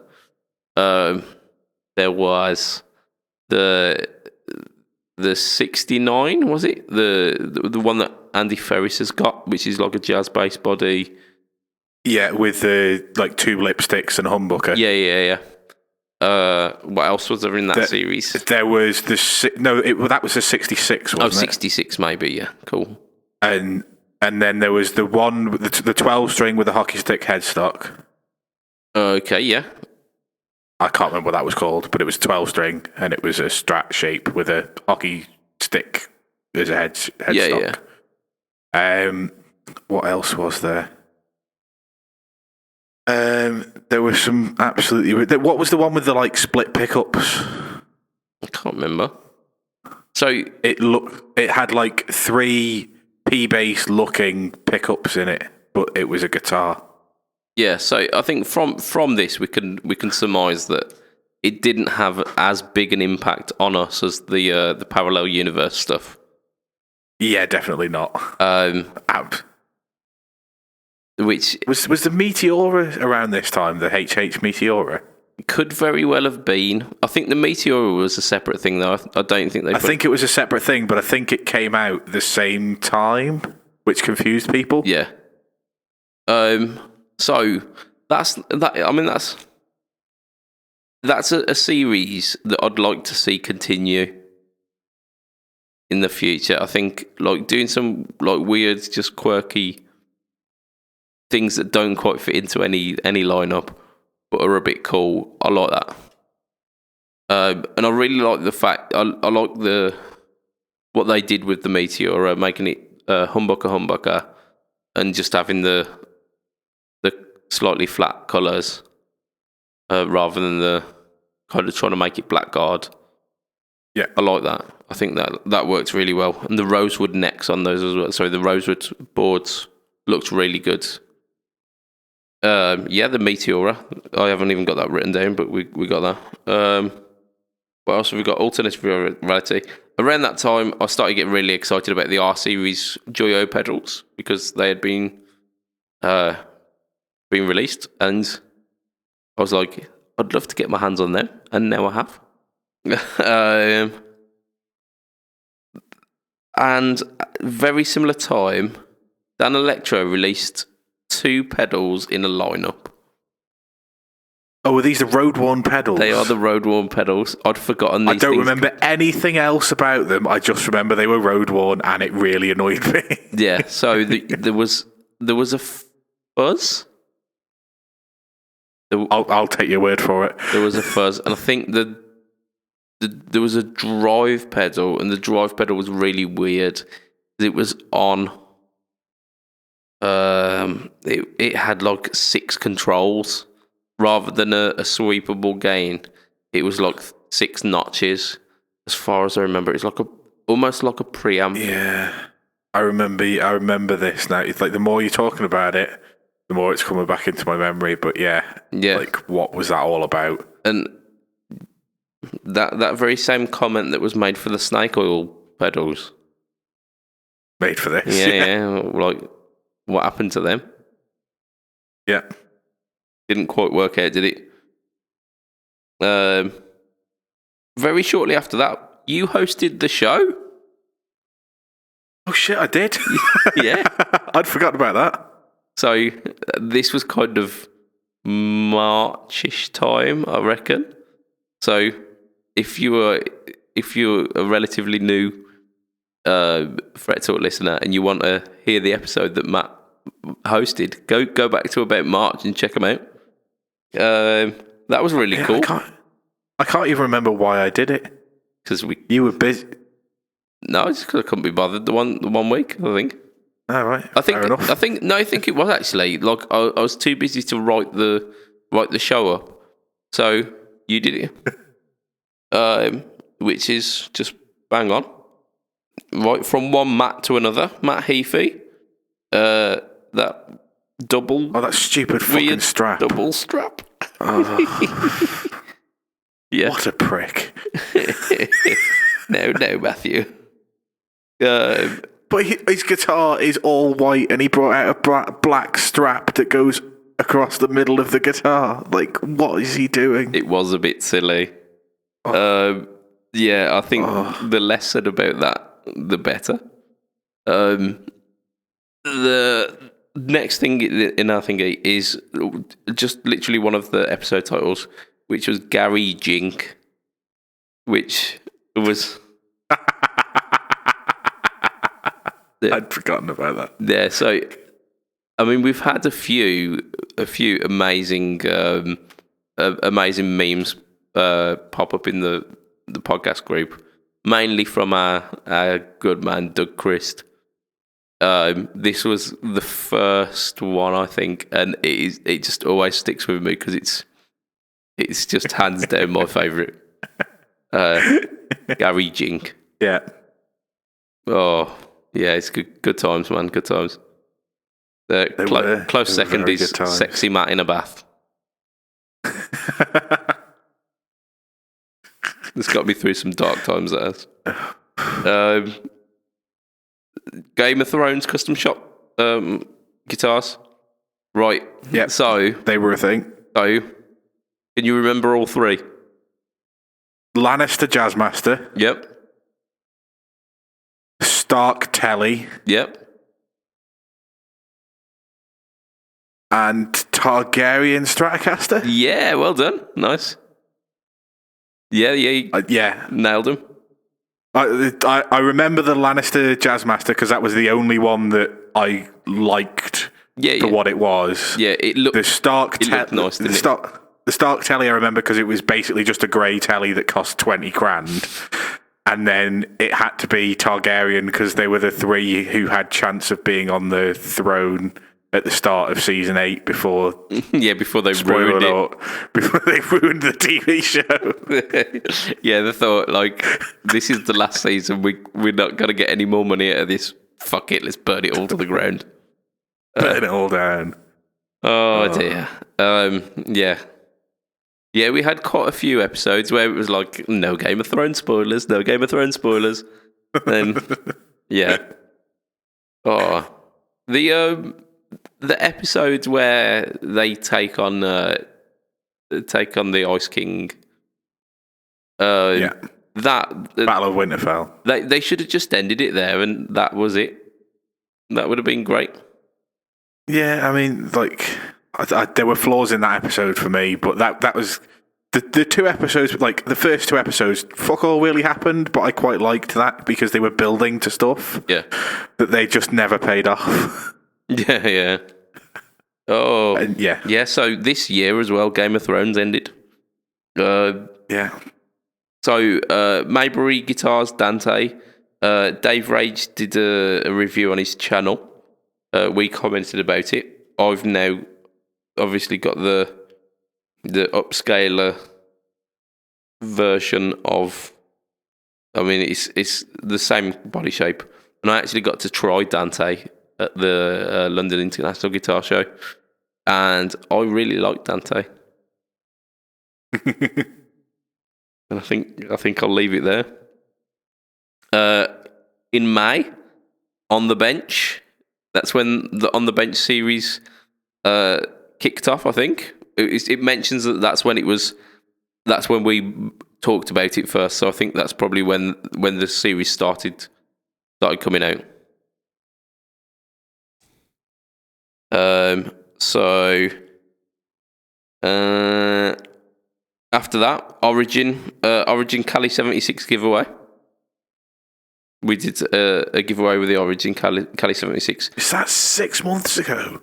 It feels like about 3 weeks ago. Exactly. And that the person who won the Cali 76 just so happens. Oh shit! Yeah, just happens to be like on the podcast, co-host on the podcast now as well. Yeah, it's our Will from A Rocket Complex, and he did an absolutely amazing video explaining compressors using that. So that was really cool that he got his hands on that.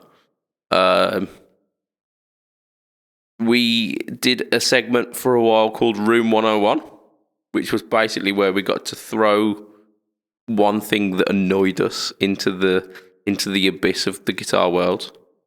And I believe we've had stuff like single ply scratch plates would have been in there. We've had like the jack input on Stratocasters maybe was one. We had. I remember putting sand in there because it was just after the gig that I'd done. yes, we did. So I thought, as a mini tribute to Room 101, I'm going to give you a Room 101 that I want to chuck in the bin, and this has been carefully considered over many years. This is. I want to throw Klon pedals in there. That's controversial. It is. It's really controversial, and there are people out there who love them, and all good and well. If it works for you, fine. I'm chucking them into the abyss. I had a J Rocket Archer, and they're supposed to be like as close as damn it to the real thing. Didn't care. Literally didn't care. I've played through a couple of less pricey versions. Still don't care. I don't think I get it. And because of that, I want to throw them away and make them never exist. I mean, like, I don't know whether I can get behind that, bearing in mind my rhythm tone for 4 or 5 years was a soul food. Yeah, I mean, a soul food is not really a clone. No, it's yeah. Yeah. I mean, it's like it's almost like a clone if the person designing it had never heard a clone, but had a clone described to them by someone who hadn't heard a clone, but knew kind of what they'd sound like. So it's like a photocopy of a photocopy, if you get me. Yeah. I get that. I mean, like the clone that Steve has, which obviously is a high end one that I managed to play in May. I can't remember what brand or anything, but that really impressed me. But like, I've tried a J Rocket. I didn't care about it. I've tried what's the little golden the mini pedal. No, the Tumnus is sort of, but again, the Tumnus is not really a proper clone. Tumnus is actually like a drive pedal. I quite like the Tumnus. No, there's like a one of the cheaper brands that does Mosky. Like, might be Mosky, but yeah, I've tried a couple of them anyway, and you're right, they're just kind of meh, aren't they? Just like. Oh yeah, For me, it's not really a thing. If you want that kind of sound that they do, turn your amp up a little bit louder.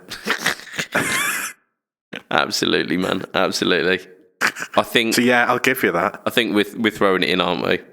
Good. Yeah. Good. Well done, Room 101. I think we'll bring that back and bring some more thought to it as well. Almost couldn't live cast Radiator Goop. There we go. So there was the one episode of the Fret Talk during the summer when I was doing a bit of decorating and I'd taken a radiator off the wall. Radiator started leaking. So I went up to sort it out. Took the radiator off the wall. Black goop just started pissing out, and not been right ever since. So that was the live cast that almost didn't happen. It was delayed by about 30 minutes, I think, but we still made it. So rock and roll. Silver Sky SE teased. So there was.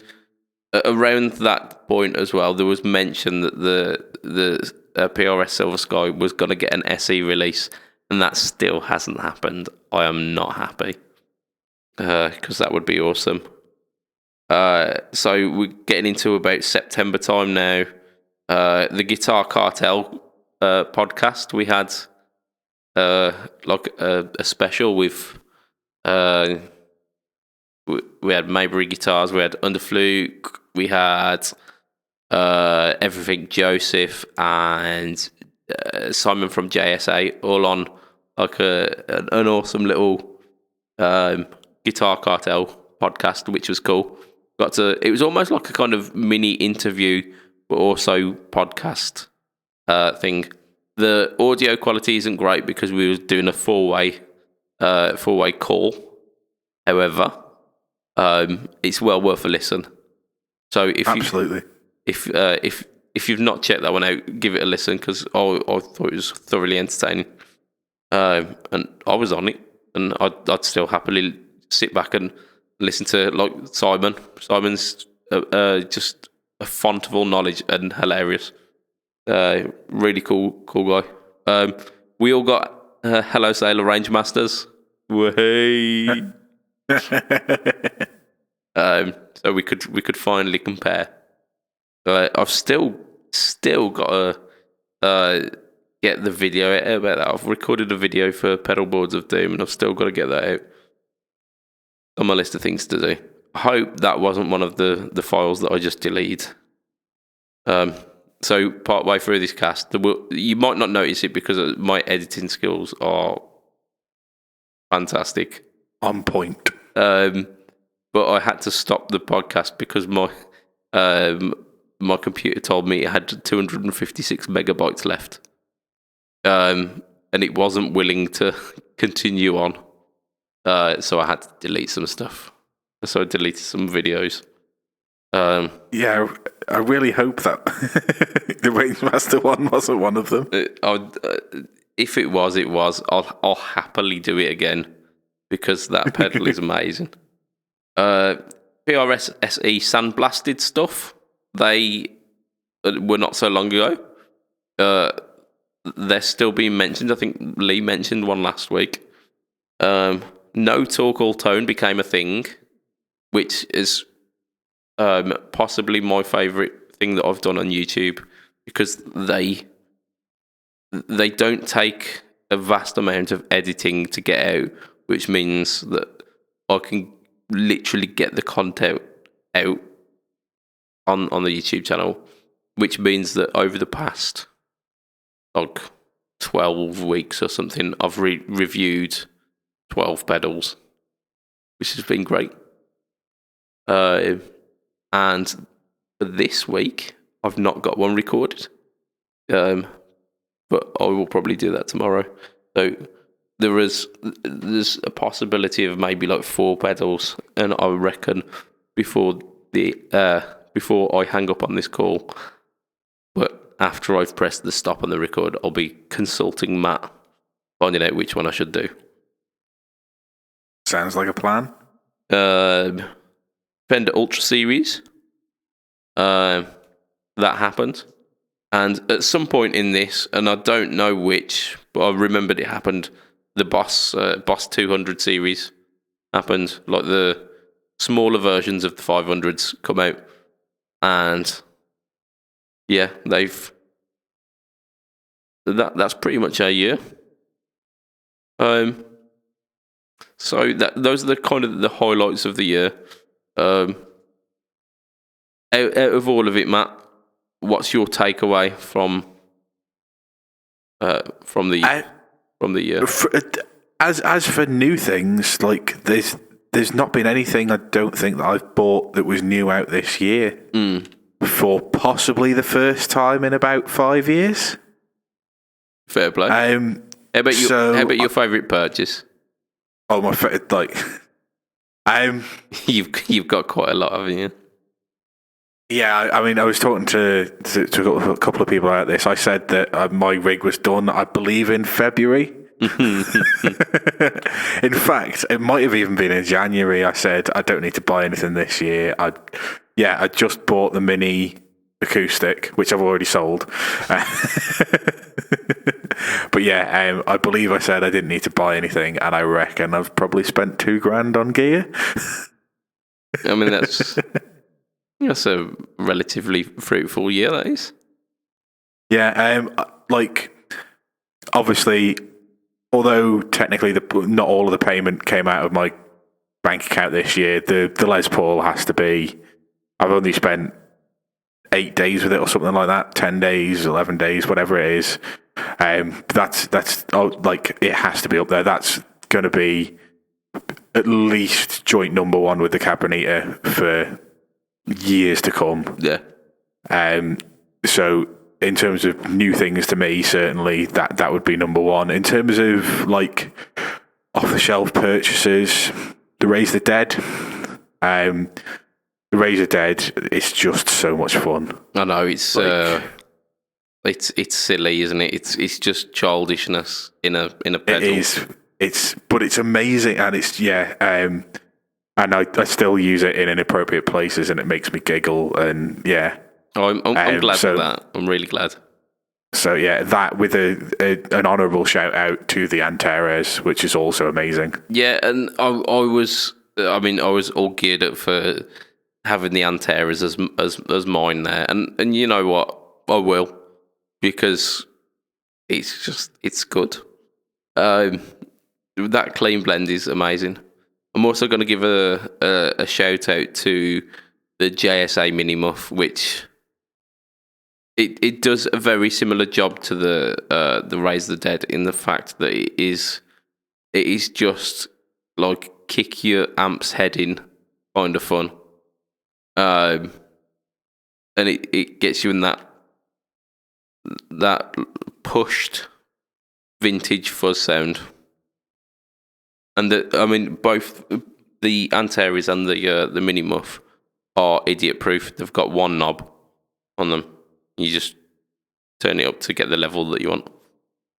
Yeah.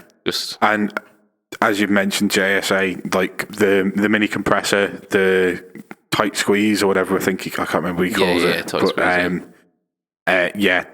That's changed my outlook on compression. So I started this year with no compressor on my board. I bought a Moore yellow comp, which is currently sat above my computer, just up there, because I bought it and went, yeah, maybe. And then I noticed that he'd finally started, because he did one of the mini ones for somebody, and then he was finally talked into doing it as a proper run. Yeah. And I know there's a few people with them now, and they're just so easy because there's no hassle about dialing them in. The level you put at Unity, and the compression you turn that up until the blue light is flashing, and then you just leave it there, and you can't hear it compressing anything. It's just doing what compression should do without ruining your tone.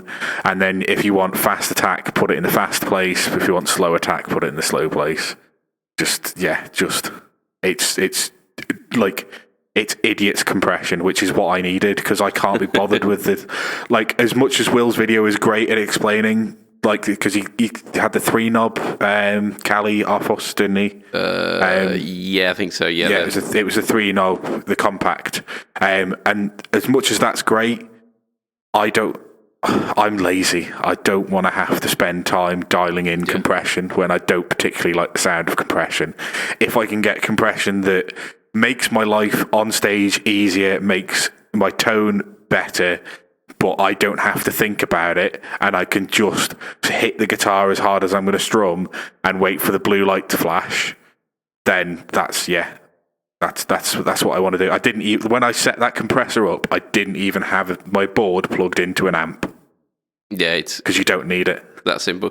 It's like the one knob fuzz pedal of the compression world, isn't it? Yeah, and it's really, really good compression. Yeah, studio quality compression. Yeah, and that, I mean, the good words that you and all of the others who've got them say about this make me think that I'd need one of those. I'm rocking the yellow comp at the moment, and the yellow comp's fine for me, but it's no tight squeeze, is it? No, like it will totally change. Like, yeah, if you're rocking the yellow comp, then upgrade, because it's exactly the same size. It fits in exactly the same place on your pedal board, and it's just fantastic. Yeah, I think that might be the new gear, new year, and I think on such a marathon of a podcast, that is where we end it for today. Oh, I am absolutely spent. Oh, I say I'm absolutely spent, and then I look over, and I've got this beautiful green cable. So I'm just going to rustle this cable here. Look, there you go. You can hear that. That's the sound of a quality little Velcro tie for a cable that I bought from Pedal Patch. Practical Patch, sorry, not Pedal Patch. Pedal Patch do patch cable kits. Practical Patch hand make cables. So it's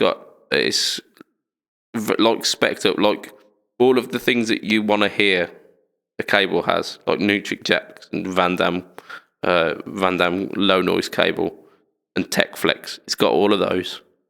And for that, I paid about the same that you'd pay for a Planet Waves. Like, I think it's like 26 quid or something for a 10-foot cable. You'd easily pay that for an off-the-shelf brand with half the spec of that. Yeah. And the Instagram post where I did, it's got the SG, and it's the SG literally going through that cable into the HC5. Simple, effective, pleasure. This is what it is. But I'm definitely, that's where we got to end for today. So thank you. This isn't going to be the last podcast for the year, but it's the last non-live podcast for the year. So I feel that we do we're going to give you a thank you for your year's worth of patronage. Chances are over the holiday season, we probably won't release one after Christmas until the new year. So we'll probably have like a week, 2 weeks off, something like that. As per usual, and then kicking it off in the new year. If you want to help us out, make sure that you're sharing these podcasts, because you share it with one person. If everyone does that, our listenership doubles. And as we all know, that leads to good things. At the start of the year, we gave out a Brexit pedal. We gave out a Cali 76. We've given out string butlers. We've given out 2 Earthquaker Devices plumes as well. We are the podcast that keeps on giving. We're like motherfucking Santa. If you want to find us online, I am at BudgetPedalChap at everything. So Instagram, Facebook, Twitter. The other one, YouTube as well. Twitter I don't really do much on. I wouldn't bother following me on that one. Matt, you are Hill_Matt Q at everything. So Twitch, Twitter, Instagram. Yeah. There we go. Beautiful. You are also on the Bad Bookers podcast. And you sounded like Herbert the Pervert from fucking Family Guy when you said Instagram then. Instagram? Hey there, boys.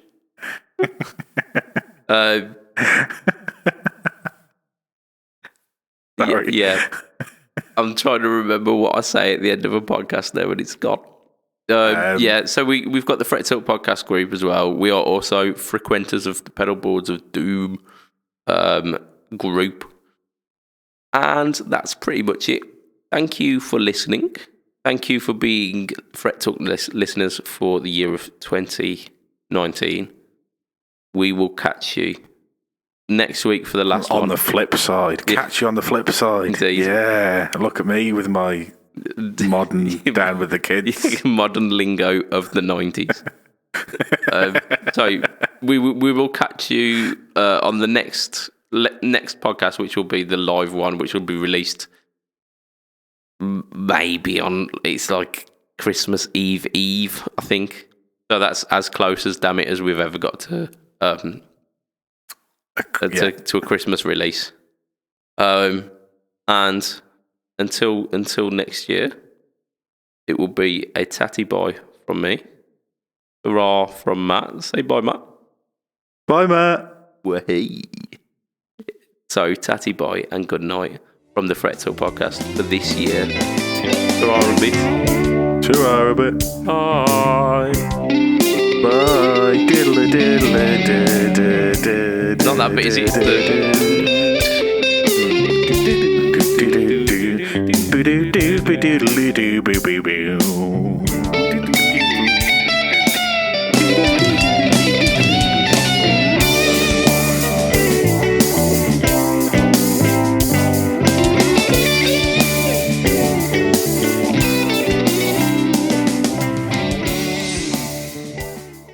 I don't think you're ready for this jelly.